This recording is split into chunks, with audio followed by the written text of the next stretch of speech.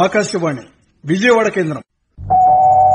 సాహితీ తపస్వి పోలవరపు కోటేశ్వరరావు, కళాసమితి వ్యవస్థాపకులు శ్రీ గోళ్ల నారాయణరావు. సాహితీ తపస్వి పోలవరపు కోటేశ్వరరావు కళాసమితి సభ్యులు సమర్పించు ఆ సిపాయికి పదవీ విరమణ లేదు నాటిక. రచన డాక్టర్ వెన్నా వల్లభరావు. దర్శకత్వం డాక్టర్ ఈమని శివనాగిరెడ్డి.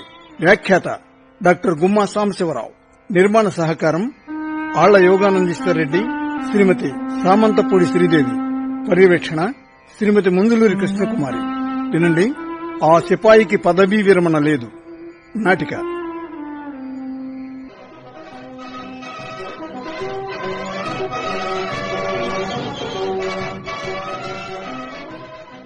భారత వైమానిక స్థావరాల్లో పంజాబ్లోని పఠాన్కోట ఎయిర్ బేస్ కు చాలా ప్రాధాన్యం ఉంది. ఉగ్రవాద కార్యకలాపాలను సమర్థంగా అణిచివేయటంలో ఇది ఎంతో కాలంగా ప్రముఖ పాత్ర పోషిస్తుంది. పాక్ ప్రేరేపిత ఉగ్రవాద సంస్థలు పంజాబ్లోని వివిధ ప్రదేశాలపై గడచిన దశాబ్దన్నర కాలంలో 7 పర్యాయాలు పంజా విసిరాయి.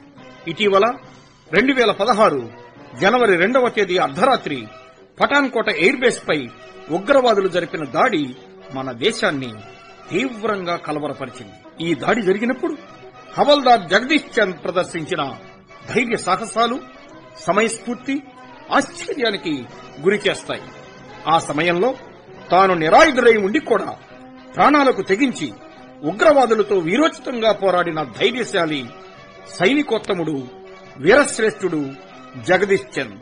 జనవరి 3వ తేదీ ఉదయం హవల్దార్ జగదీష్ చంద్ ఇంట్లో జరిగిన సంఘటనతో మొదలుపెట్టి ఈ వాస్తవ గాథ మీకు తెలియజేస్తాను.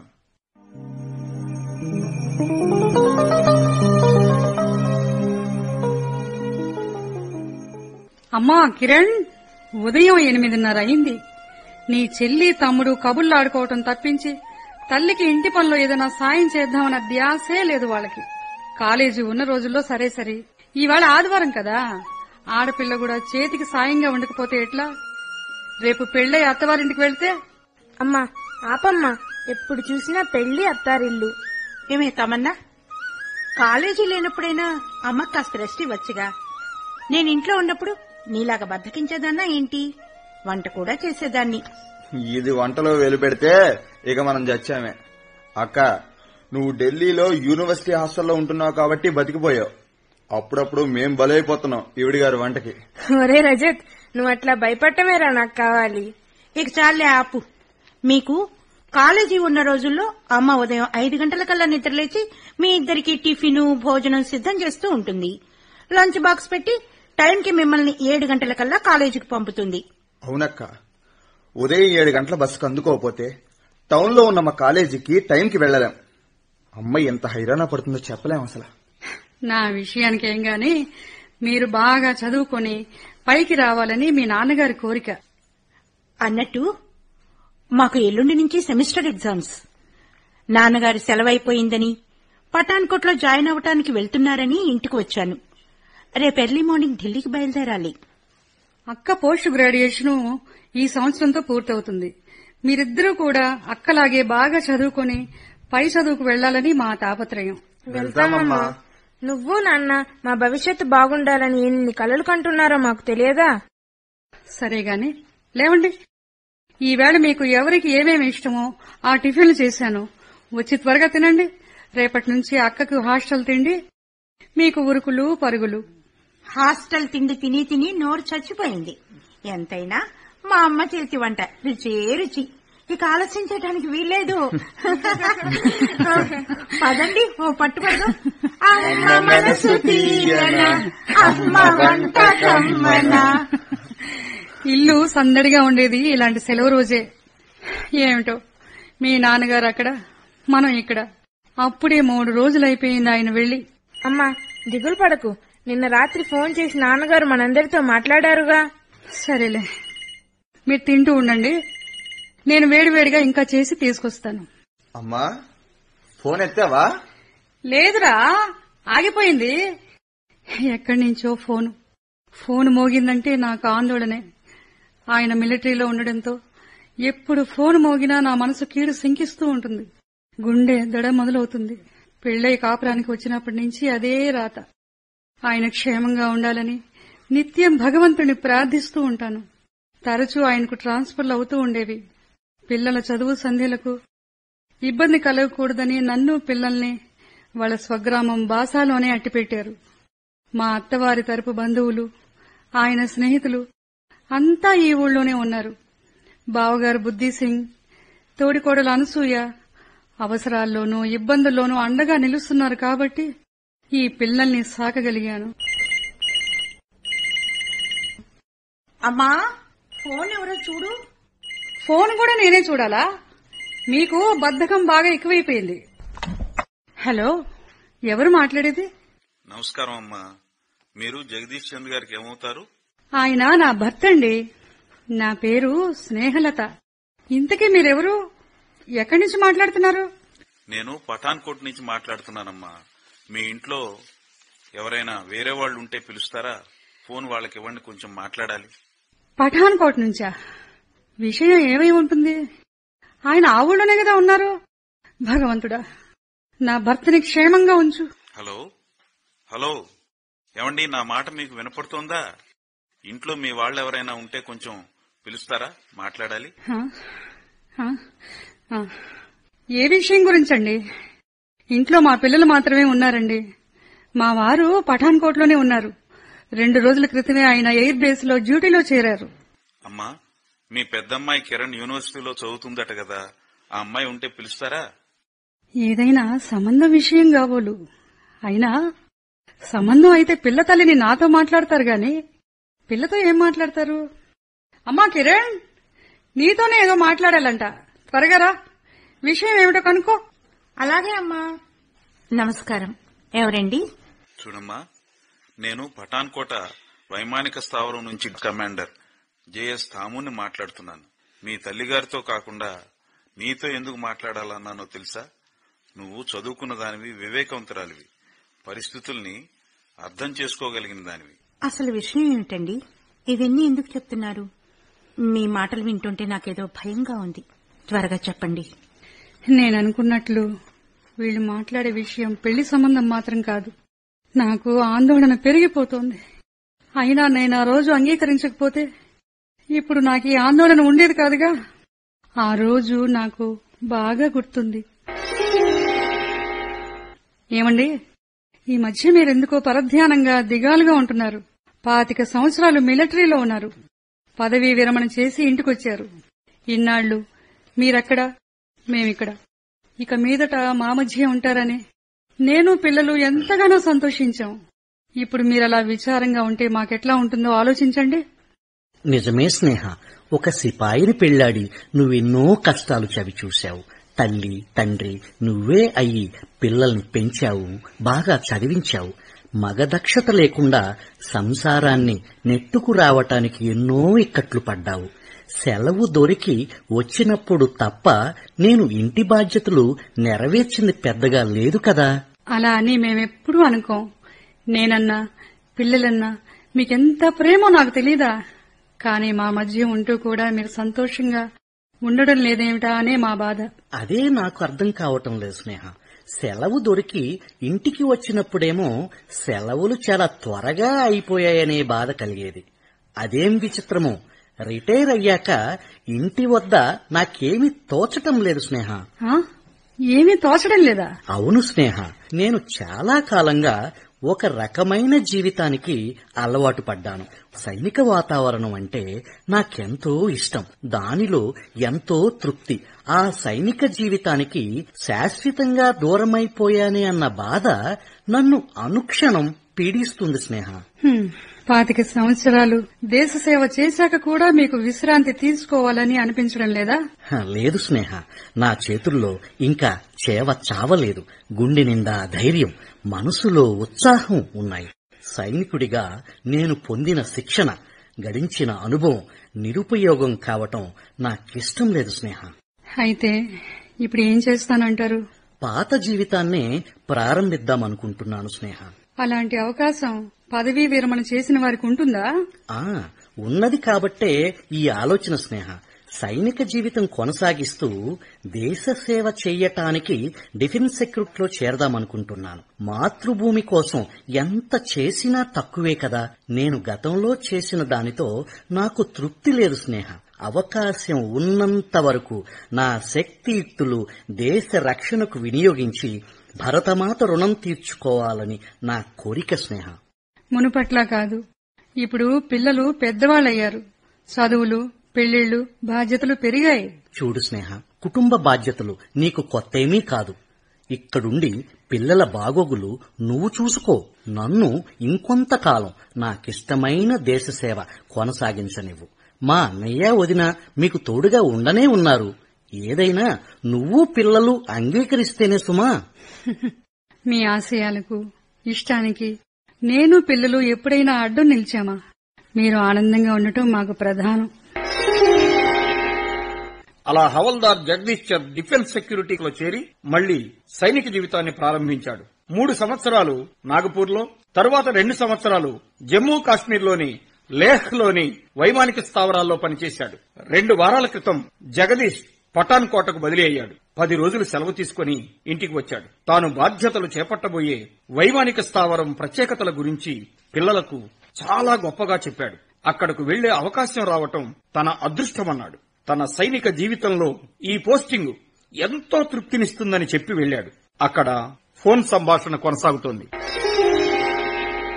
అమ్మా కిరణ్, నువ్వు మీ కుటుంబంలో పెద్ద పిల్లవి. మీ తల్లిగారికి, చెల్లికి, తమ్ముడికి ఎలా చెప్పాలో అలా చెబుతావని నీతో మాట్లాడుతున్నాను తల్లి. అంకుల్, మా నాన్న క్షేమంగానే ఉన్నారుగా?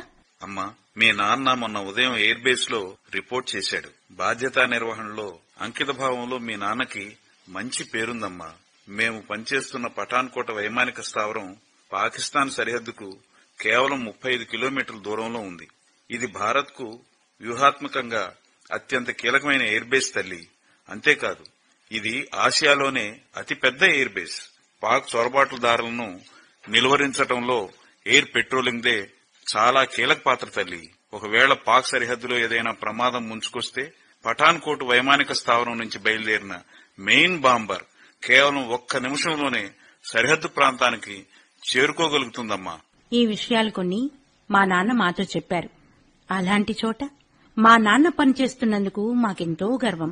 నిజమే తల్లి. ఇందులో MiG-21 జెట్ ఫైటర్లు, Mi-35 యుద్ధ హెలికాప్టర్లు, బాంబర్లు, యుద్ధ సంబంధమైన అత్యాధునిక సాంకేతిక పరికరాలుంటాయమ్మా. అంతేకాకుండా ఈ ప్రాంగణంలో 3000 క్వార్టర్లలో సైనికుల కుటుంబాలు కూడా నివసిస్తూ ఉంటాయి. అంకుల్, మీరేదో విషయం చెప్తామన్నారు, త్వరగా చెప్పండి. నాకేంటో టెన్షన్ గా ఉంది. అమ్మా, ఆ విషయానికే వస్తున్నానమ్మా. పాక్ ప్రేరేపిత ఉగ్రవాద సంస్థలు పంజాబ్ లో అక్కడక్కడ తరచూ పంజా విసురుతూనే ఉన్నాయనేది నీకు తెలుసు కదా. మా పఠాన్ కోట వైమానిక స్థావరం ఉగ్రవాద కార్యకలాపాలను అణిచివేయడంలో చాలా కీలక పాత్ర పోషిస్తోంది. అందుకే శత్రువులు ఈ వైమానిక స్థావరాన్ని విధ్వంసం చేయడానికి కుట్ర పన్నారమ్మా. రక్షణ పరంగా మన దేశాన్ని చావు దెబ్బతీయాలనుకున్నారు. సాయుధులు, సుశిక్షితులైన 6 ఉగ్రవాదులు పాక్ సరిహద్దును దాటుకుని నిన్న రాత్రి మా ఎయిర్ బేస్ లోకి చొరబడ్డారు. నిన్న రాత్రి 9 గంటలకి మా నాన్న మాతో ఫోన్లో మాట్లాడారు. అప్పుడు ఈ విషయాలేవి మాతో చెప్పలేదే. ఇది అర్ధరాత్రి దాటిన తర్వాత జరిగింది తల్లి. వచ్చిన వాళ్లు ఆత్మాహుతి దాడులకు సిద్ధపడి వచ్చారు. AK-47 తుపాకులు, మోర్టార్లు, గ్రెనేడ్ లాంచర్ లాంటి అత్యాధునిక ఆయుధాలతో మా వైమానిక స్థావరం మీద దాడి చేశారమ్మా. అందులో ఉన్న MiG-21 యుద్ధ విమానాలను ధ్వంసం చేయాలని పెద్ద ఎత్తున RDX కూడా మోసుకొచ్చారు. ఏంటో ఇదంతా వింటుంటే భయం వేస్తుంది. ఆ జవాన్లలో మా నాన్నగారు కూడా ఉన్నారా? త్వరగా చెప్పండి. ఈ రోజు తెల్లవారుజామున మీ నాన్న ఎయిర్ ఫోర్స్ సిబ్బందికి అల్పాహారం సిద్ధం చేయించే పనిలో ఉన్నాడు. సుమారు 3:30 గంటల సమయంలో అకస్మాత్తుగా భోజనశాల బయట తుపాకీ పేలుళ్లు వినిపించాయి. మెస్ బయటికి వచ్చి చూస్తే కారు చీకట్లలో ఒక వ్యక్తి ఆకారం అతను పేలుస్తున్న రైఫిల్లో నుంచి గుళ్లు వెలుగుముద్దల్లాగా మెస్ వైపు దూసుకొస్తున్నాయి. వైమానిక స్థావరంపై ఉగ్రవాది దాడి జరిగే ప్రమాదం పొంచి ఉందని నిఘా వర్గాలు చేసిన హెచ్చరికలు ఆయనకి జ్ఞాపకం వచ్చాయి. వాడు తీవ్రవాదేనని గ్రహించాడు మీ నాన్న. ఆ సమయంలో ఆయన వద్ద ఏ ఆయుధమూ లేదు, దొరికే అవకాశమూ లేదు. ఆయుధం కోసం ఆలోచించే వ్యవధిలో ఆ తీవ్రవాది ఏ వినాశనానికైనా ఒడిగట్టవచ్చు. ఆ ముష్కరుణ్ణి యుద్ధ విమానాలు, హెలికాప్టర్లు ఉండేవైపు వెళ్లనిచ్చినా, సైనికులు క్వార్టర్స్ వైపు పోనిచ్చినా పెను ప్రమాదం తప్పదు. అప్పుడు మీ తండ్రి సాహసమే ఆయుధంగా, దేశభక్తే చోదక శక్తిగా సాయుధుడైన ఆ శత్రువుని నిరోధించడానికి పూనుకున్నాడమ్మా. సాయుధుడైన శత్రువుతో ఆయుధం లేకుండా పోరాటమా? తుపాకీ పట్టి పోరాడటంలో పెద్ద గొప్పే ఉంది. మీ నాన్నకున్న సాహసం అపారం. అలాంటి వాళ్లు వేలల్లో ఒకరుంటారు. నాకు తెలుసు అంకుల్, మా నాన్న ఎలాంటి వారు. ఇంటికి ఎప్పుడొచ్చినా ధీర సైనికుల వీరగాథలే చెప్తూ ఉండేవారు. అమ్మా, వీరుడు ఎప్పుడూ వెలుగువైపే ముందడిగేస్తాడు. మీ నాన్న అదే చేశాడు. అగంతకుణ్ణి ఉగ్రవాదిగా గుర్తించిన తర్వాత క్షణం ఆలస్యం చేయలేదు. వెలుగు ముద్దల్ని కక్కుతున్న అతని రైఫిల్ వైపు చప్పుడు కాకుండా శరవేగంతో దూసుకెళ్లాడు. అప్పుడేమైందంటే,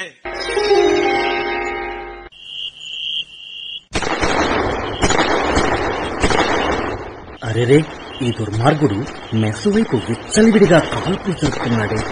లోపలున్న జవాలని బలి తీసుకోకముందే వీడి అంతు చూడాలి. చీకట్లో వాడి వైపు వెనుకగా వెళ్లి దాడి చేస్తాను. వాడి దృష్టిలో పడకూడదు. ఆహా, బూట్లు విప్పేసి పరిగెడతాను. అమ్మయ్యా, నా ప్రయత్నం ఫలించింది. ఇక శత్రువు నా చేతికి చిక్కినట్టే. వీణ్ణి నా 2 చేతులతో బంధించి పారేస్తాను. దొరికావురా.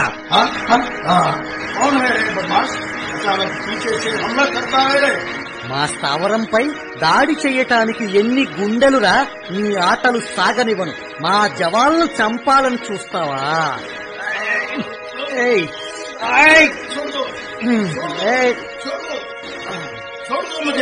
నిన్ను వదలనురా.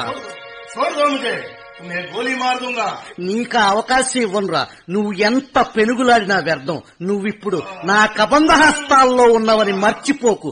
నీ చావు నా చేతిలో ఖాయం. तेरे हाथ काली है, देखो मेरे हाथ में AK-47 है, तेरा सिर उड़ा दूंगा. ఏడిశావులే. మా వాళ్ల కన్ను గప్పి గోడ దూకినంత తేలిక కాదురా ఈ హవల్దార్ జగదీశన్ ఉక్కు పిడికిలి నుంచి బయటపడటం. నువ్వెవరో చెప్పు. నీ పథకం ఏమిటి? మీరెంతమంది వచ్చారు? मैं तुम्हारे सिपाहियों को मारूंगा, लड़ाकू विमानों को बम से उड़ा दूंगा, हथियारों को तहस नहस कर डालूंगा, हिंदुस्तान की कमर ही तोड़ डालेंगे. मैं अकेला नहीं हूँ. ఓహో, అదా మీ పథకం. భారతీయ సైనికుల శక్తిని నువ్వు తక్కువగా అంచనా వేశావురా బేవకూఫ్. ఇక ఇప్పుడు చూడు నా సత్తా. నీ తుపాకీ గొళ్ళ రుచి నీకే చూపిస్తా. చూడు. छोड़ दे रे कमीने, मेरी राइफल मत छीन रे. చేతనైతే నన్ను ఆపరా పిరికి పందా. ఇక నీ పనైపోయిందిరా. ఇదిగో నీ రైఫిల్ ఇప్పుడు నా చేతిలో. మా వైమానిక స్థావరంలో విధ్వంసం సృష్టిద్దామన్న ఆలోచనే మీ చావుకు మీరు పెట్టుకున్న అర్జీ. చావరా బద్మాష్. बाप रे, मार दिया रे. కుక్క చావు చచ్చాడు. మా దేశం వైపు కన్నెత్తి చూసిన ఏ శత్రువుకైనా ఇదే గతి. చావు. భారత్ మాతాకి జై. అలా ఎంతో చాకచక్యంగా శత్రువు చేతిలోని రైఫిల్నే లాక్కుని దానితోనే వాణ్ణి కాల్చిపారేశాడమ్మా మీ నాన్న. అసాధారణమైన వీరత్వాన్ని ప్రదర్శించాడమ్మా ఆయన. ఇలాంటి అవకాశం జీవితంలో ఒక్కసారైనా రావాలని అంటూ ఉండేవారు మా నాన్న. ఆయన ఆశయం ఇన్నాళ్లకు నెరవేరిందన్నమాట. మా నాన్నతో ఇప్పుడే మాట్లాడాలని ఉంది. నాన్నని అభినందించాలని నా మనసు వీళ్ళుడుతోంది. అమ్మా, మొదటి ఉగ్రవాది వెనకే వచ్చిన అతని సహచరులిద్దరూ మీ నాన్న ధైర్యానికి నివ్వెరపోయారు. తమ దోస్తు చనిపోయాడని తెలియగానే మీ నాన్నపై వాళ్లు సవాలు విసిరారు. అప్పుడు గాని చీకట్లో ఉన్న మరో 2 ఆకారాల్ని మీ నాన్న గమనించాక క్షణం ఊరుకోలేదు. వాళ్ల చేతుల్లో ఏ ఆయుధాలున్నాయని కూడా తను ఆలోచించలేదు. ఆ దుర్మార్గులు అంతు చూడటం కోసం వాళ్లని మీ నాన్న వెంబడించాడు. త్వరగా చెప్పండి, ఆ తర్వాత ఏం జరిగింది? మా నాన్నకి ఏమైనా అయిందా? గుండె దిటవు చేసుకుంటే చెబుతాను. మీ నాన్న ఆ దుర్మార్గులతో ఎంతో వీరోచితంగా పోరాడి తీవ్రంగా గాయపడ్డారా? ఇంకేమైనా కీడా? చెప్పండి, నా గుండె తడతళ్లాడిపోతుంది. అమ్మా, ఏం విన్నా నిన్ను నువ్వు సంభాళించుకోగలనంటే చెబుతాను. మీ తల్లిగారికి తగిన విధంగా చెప్పాల్సిన బాధ్యత నీదే.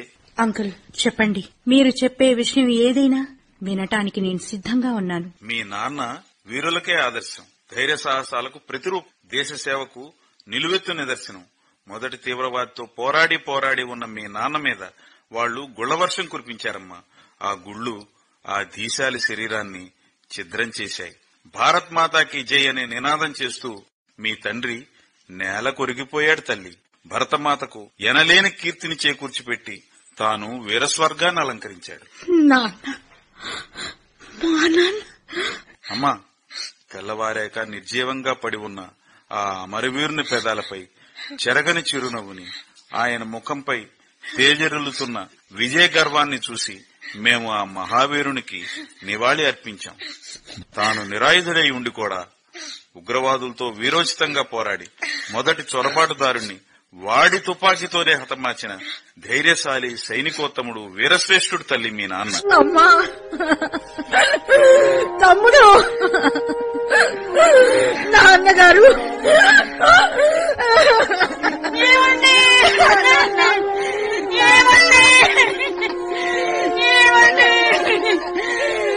మమ్మల్ని అన్యాయం చేసి వెళ్లిపోయారా? ఎంతమంది దేవుళ్ళకు మొక్కాను, ఏ ఒక్కరూ కాపాడలేకపోయారా? అయ్యో చెల్లి, తమ్ముడు, అమ్మ స్పృహ తప్పి పడిపోయింది. కళ్ళు తెరువమ్మా, నీళ్లు తాగు. నాన్న,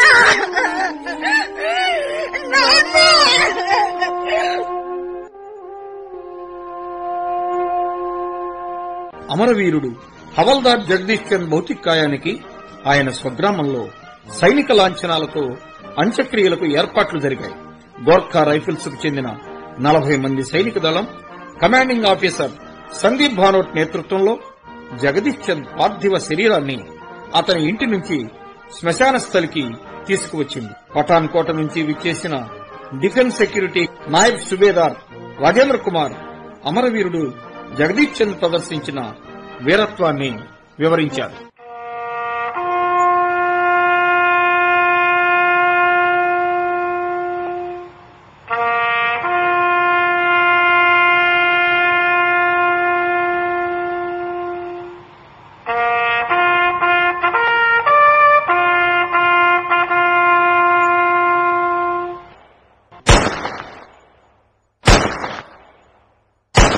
इस महीने की 2 तारीख की रात को पठानकोट एयरबेस पर 6 आतंकवादियों ने जब आक्रमण किया, तब हवलदार जगदीश चंद ने अनुपम साहस, अद्भुत वीरता और अतीव देश प्रेम का परिचय दे दिया था।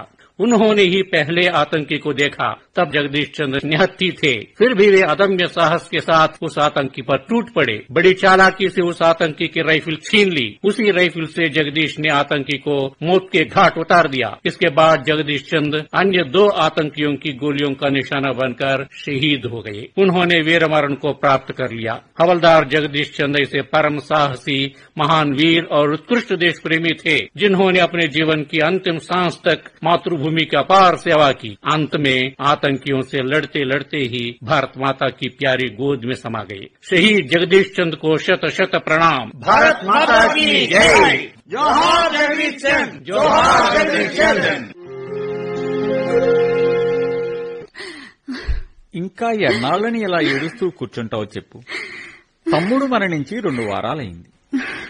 అవును స్నేహలత, పిల్లల్ని చూసైనా నువ్వు గుండె దిటవు చేసుకోవాలి. మనది సైనిక కుటుంబం. మా తండ్రి గారు భారతీయ సైన్యంలో పనిచేశారు. ఆయన్ని స్ఫూర్తిగా తీసుకుని నేను సైన్యంలో చేరాను. మా తమ్ముడు జగదీష్ మా వారసత్వాన్ని పుణికిపుచ్చుకున్నాడు. తన 19వ ఏటనే డోగ్రా రెజిమెంట్లో చేరి 25 సంవత్సరాలు ఎంతో అంకిత భావంతో దేశసేవ చేశాడు. హవల్దారుగా పదవీ విరమణ చేశాడు. రిటైర్ అయ్యాక మీలాగే విశ్రాంతి తీసుకుంటూనో ఏదైనా ఉద్యోగం చేసుకుంటూనో ఇంటి వద్ద ఉంటే ఇప్పుడు ఇలాంటి కష్టం వచ్చేది కాదు. పిల్లల్ని చూస్తుంటే గుండె తరుక్కుపోతుంది. పిచ్చిదాన, ఇంటిలో కూర్చున్న వాళ్లు ఎంతమంది రోగాలు రుష్టులతో చనిపోవటం లేదు. సైనికుడు 100 ఏళ్లు బ్రతికి మూలనున్న నులక మంచం మీద మరణించాలనుకోడు. వీరునికి ప్రాణం తృణప్రాయం. యుద్ధభూమి అతనికి పవిత్ర భూమి. వీరమరణం అందరు సైనికులకి దక్కే వరం కాదు. పోరాడుతూ మరణించటం కంటే ఏ వీరునికైనా గౌరవం ఇంకేముంటుంది. మా తమ్ముడు అలాంటి అరుదైన గౌరవం అందుకున్నాడు. మన కుటుంబానికి, వంశానికి శాశ్వతమైన కీర్తిని అందించి పెట్టాడు. ప్రధానమంత్రి, రాష్ట్రపతి, రక్షణ శాఖ మంత్రి కూడా తమ్ముడి ధైర్య సాహసాల్ని త్యాగాన్ని పొగిడారు. దేశమంతా తమ్ముడికి నివాళి అర్పిస్తుంది. అవును పెదనాన్నగారు, మా కాలేజీ విద్యార్థులు, మాస్టర్లు నన్ను తమన్నాన్ని ఎంతగా అభినందించారో చెప్పలేం. అలాంటి గొప్ప వీరుని కడుపును పుట్టడం మీ అదృష్టం అన్నారు. అవును, మా యూనివర్సిటీలో కూడా సభ పెట్టి నన్ను అభినందించారు. నాన్న చిత్రపటానికి పూలమాల వేసి ఘనంగా నివాళి అర్పించారు. నాన్న మరణం మన కుటుంబానికి తీరంలోటే. కానీ భారత సైనికుల శక్తి సామర్థ్యాలను, దేశభక్తిని, యుద్ధ నైపుణ్యాన్ని, కర్తవ్య పరాయణతని లోకానికి చాటి చెప్పింది. దేశ రక్షణ వ్యవస్థని, దేశ సంపదను కాపాడటానికి తన ప్రాణాలను అర్పించడమే నాన్నగారి జీవితానికి సార్థకత. హలో, ఎవరు మాట్లాడేది? రాష్ట్రపతి భవన్ నుంచి పిఆర్ఓను మాట్లాడుతున్నాను. మీరెవరో తెలుసుకోవచ్చా? నేను జగదీష్ చంద్ అన్న సుబేదార్ బుద్ధి సింగ్ ని మాట్లాడుతున్నాను. చెప్పండి సార్. పఠాన్కోట్ వైమానిక స్థావరంపై జనవరి 2వ తేదీ రాత్రి ఉగ్రవాదులు దాడి జరిపినప్పుడు హవల్దార్ జగదీష్ చంద్ నిరాయుధుడిగా ఉండి కూడా వీరోచితంగా పోరాడి వీరమరణం పొందారు. ఆ అమరవీరునికి భారత ప్రభుత్వం 2016 గణతంత్ర దినోత్సవం సందర్భంగా కీర్తి చక్ర బిరుదు ప్రదానం చేయడానికి నిర్ణయించింది. దాన్ని అందుకోవడానికి జగదీష్ చంద్ గారి అర్ధాంగి శ్రీమతి స్నేహలత గారిని ఆహ్వానిస్తూ రాష్ట్రపతి భవన్ లేఖ పంపింది. ఆ విషయం మీకు ముందుగా తెలియజేస్తున్నాం. ధన్యవాదాలు సార్. భారత ప్రభుత్వం తీసుకున్న నిర్ణయానికి కృతజ్ఞతలు. దీన్ని మేము అమరవీరుడు మా తమ్మునికి దక్కిన అపారమైన గౌరవంగా భావిస్తున్నాం. నమస్కారం. చూశావా స్నేహలత, మా తమ్ముడు చూపిన సాహసానికి, వీరత్వానికి ప్రభుత్వం కీర్తి చక్ర బిరుదు ప్రకటించింది. జగదీష్ చేసిన దేశ సేవకి ఇంతకు మించిన గుర్తింపు ఇంకేముంటుంది? మా నాన్న ఔన్నత్యం ఇప్పుడు అర్థమైంది పెదనాన్నగారు. నాన్న మరణంతో భారతీయ సైన్యంలో ఒక వీరుడు తగ్గాడు. ఆ లోటును నేను భర్తీ చేస్తాను. నన్ను ఆశీర్వదించండి.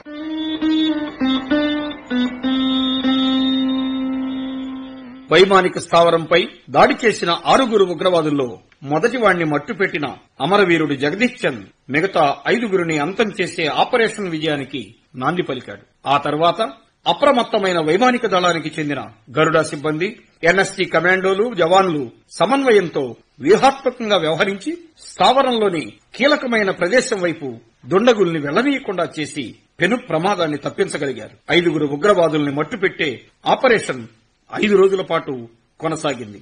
ఈ ఆపరేషన్ లో సుమారు 300 మంది పాల్గొన్నారు. ముష్కరుల దాడిలో హవల్దార్ జగదీష్ చంద్ తో సహా 7 కమాండోలు వీరమరణం పొందారు. 17 మంది గాయపడ్డారు.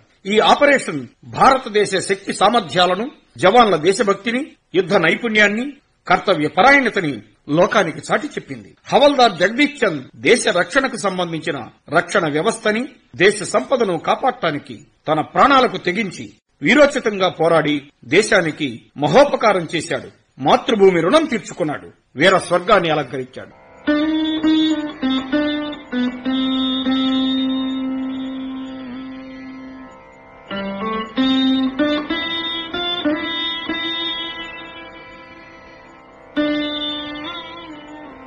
మీరింతవరకు సాహితీ తపస్వి పోలవరపు కోటేశ్వరరావు కళాసమితి సభ్యులు సమర్పించిన ఆ సిపాయికి పదవీ విరమణ లేదు నాటిక విన్నారు. రచన డాక్టర్ వెన్నా వల్లభరావు. దర్శకత్వం డాక్టర్ ఈమని శివనాగిరెడ్డి. వ్యాఖ్యాత డాక్టర్ గుమ్మా సాంబశివరావు. నిర్మాణ సహకారం ఆళ్ల యోగానందీశ్వరరెడ్డి, శ్రీమతి సామంతపూడి శ్రీదేవి. పర్యవేక్షణ శ్రీమతి ముందులూరి కృష్ణకుమారి. ఇందులో పాల్గొన్నవారు శ్రీయుతులు గోళ్ల నారాయణరావు, పొన్నపల్లి సాయిశంకర్, శ్రీ తమ్మా సత్యనారాయణ రెడ్డి, డి ఉమాదేవి, శ్రమణం వెంకట కనకారావు, మేడసాని శుభాకర్, కాకాని ప్రకాశరావు, వెన్నా వల్లభరావు, శ్రీమతులు కొండేటి శ్రీ దుర్గా నాగమణి, వాడవల్లి కృష్ణకుమారి, డి ఉమాదేవి, కుమారి చింతా హుషిక.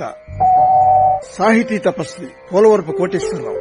కళాసమితి వ్యవస్థాపకులు శ్రీ గోళ్ల నారాయణరావు. ఈ నాటిక ఆకాశవాణి విజయవాడ కేంద్రం నుంచి వెలువడింది.